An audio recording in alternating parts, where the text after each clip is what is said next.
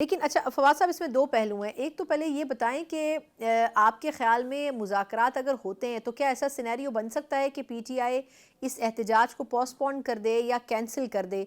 दूसरा, अलीमा खान साहबा ने यह भी कहा कि खान साहब ने कहा है कि अगर मुज़ाकरात करने हैं तो इस्टेब्लिशमेंट से ही करें, लेकिन बज़ाहिर ये महसूस हो रहा है कि मुज़ाकरात करने के लिए हुकूमत के आगे बैठना पड़ेगा पाकिस्तान तहरीक इंसाफ को, इस्टेब्लिशमेंट फिर भी डायरेक्टली इन्वॉल्व नहीं होगी। नहीं, मेरे ख्याल में भी कोई इसमें दो प्रॉब्लम नहीं है राय। ज़ाहिर है कि हम्म। हुकूमत ने ही बैठना है।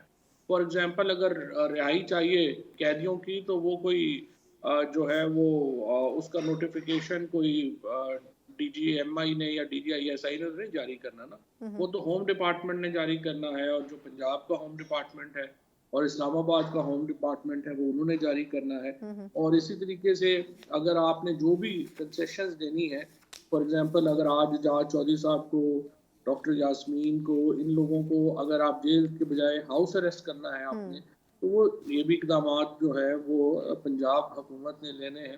हम्म। तो ज़ाहिर है कि इसकी जो भी आप समझिए कि होंगी इसकी कॉन्क्लूजन्स, उसमें सियासी जमातों का शामिल होना तो ज़रूरी है और वो हम्म। होंगी।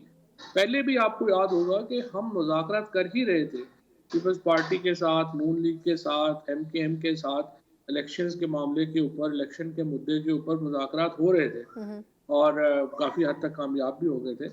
लेकिन अनफॉर्चुनेटली उनकी एग्ज़ीक्यूशन नहीं हो सकी। लेकिन अब भी मुज़ाकरात तो होने हैं, जब भी वो हम्म। सियासी जमातों को ही शामिल करके होने हैं, उनके हम्म। बगैर तो नहीं हो सकते। हैपनिंग्स हुई हैं और एक के बाद एक ऐसा लगता है कि यही खबर आज की सबसे बड़ी खबर रही, लेकिन समझ में नहीं आ रहा कि हुकूमत मुज़ाकरात नहीं करना चाह रही या पीटीआई करना नहीं चाह रही है या दोनों करना चाह रहे हैं, लेकिन एक दूसरे को ये जस्टिफाई कर रहे हैं कि हम बिल्कुल इंटरेस्टेड नहीं है। सिनेरियो क्या बनता हुआ आज आपको नजर आ रहा है वैसे? देखिए सना मुज़ाकरात ही होने हैं और ज़ाहिर है क्या होना है, हर जो आपकी लड़ाई है उसका इख्तिताम जो है वो तो मुज़ाकरात पर ही होना होता है। हम्म।